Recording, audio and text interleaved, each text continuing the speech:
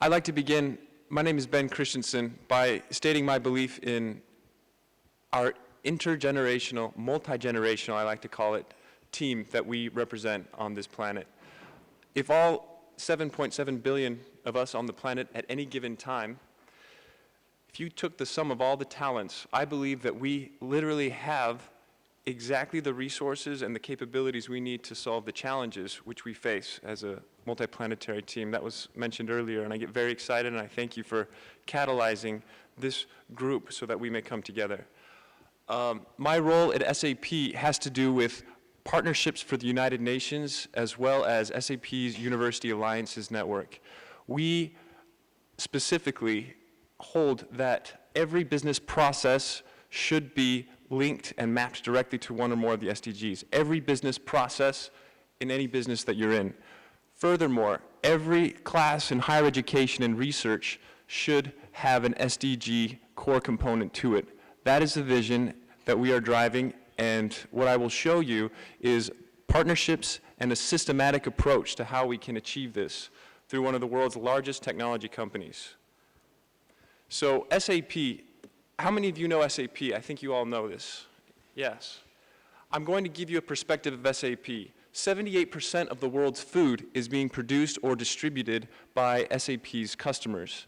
That is, companies using SAP systems. 82% of the world's medical devices, similarly, are being produced by SAP's customers.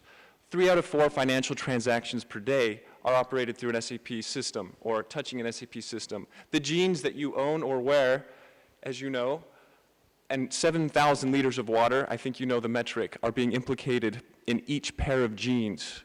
Those are most often always also produced by customers or companies using SAP systems.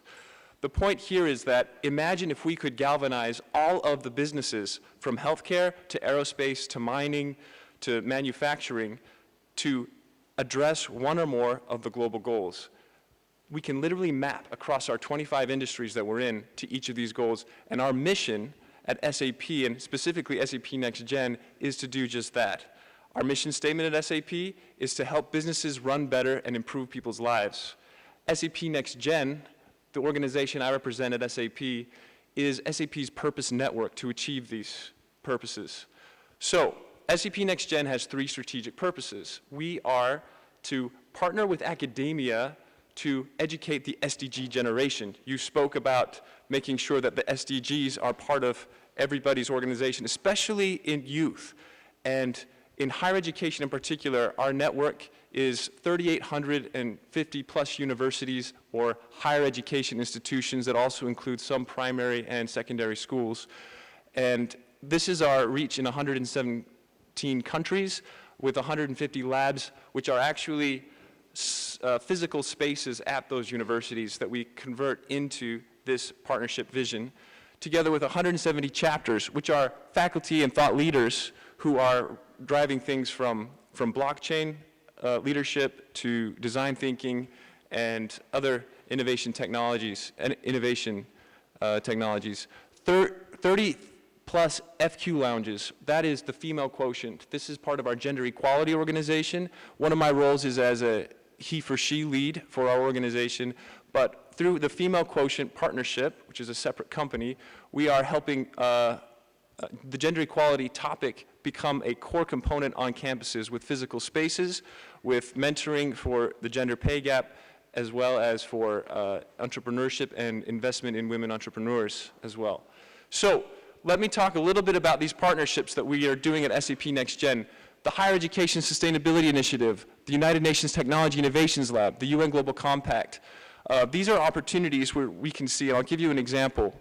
For example, with the UN Global Compact, SDG Ambition, this is literally where we're saying, dear companies who have signed up to the UN Global Compact and put the pin on to say, yes, we're committed to these, it's not enough to do that. You actually need to be benchmarked up and show what you're doing. So the SDG Ambition is a pilot approach that SAP is a patron and sponsor of to make sure that, yes, there's management tools. When you do a dashboard for your board area, for whatever you're doing, you have quarterly and yearly reporting. Where is your SDG metrics? That must be a core component of any of your businesses, and that is what we are driving with the SDG Ambition. I will touch on the Young SDG Innovators Program, which is just launched and piloted this year, actually during the week of the Global Goals, 3 weeks ago, together with, in this case, Thunderbird University School of Management. The idea that young SDG innovators, management education should be always linked to the SDGs, but there should be a cohort of these as well going through. There are some countries that are coming next as well in the program, if you have questions about that.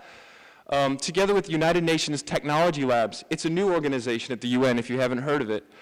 We are helping crowdsource technology solutions to SDGs. This year, we did Reboot the Earth, and we call this a Reboot Accelerator, for example. But 1,000 young people applied over the summer to commit to create solutions of technology to the Sustainable Development Goals, the winners of which presented at the Youth Climate Summit.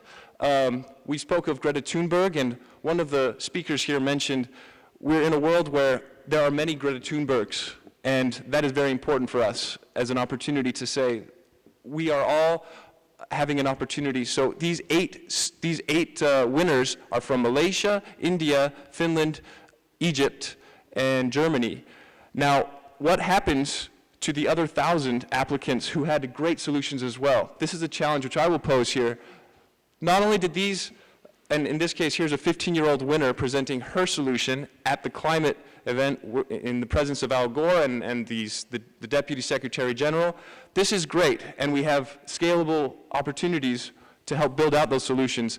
But in order to really bridge that gap, bring the minds of young people in, we need to say, how else are we able to formulate or archive or library those? Do those projects just go away, those that didn't win? We have to pick winners of necessity. I want to put that as an issue that we have. We have extraordinary mental powers, and we need to help work with that. I have run out of time. If I may take 30 seconds more. The Higher Education Sustainability Initiative, together with the SDG Dashboard, we're working with a pledge for this, and I want to introduce you to what we're doing with St. Joseph's University.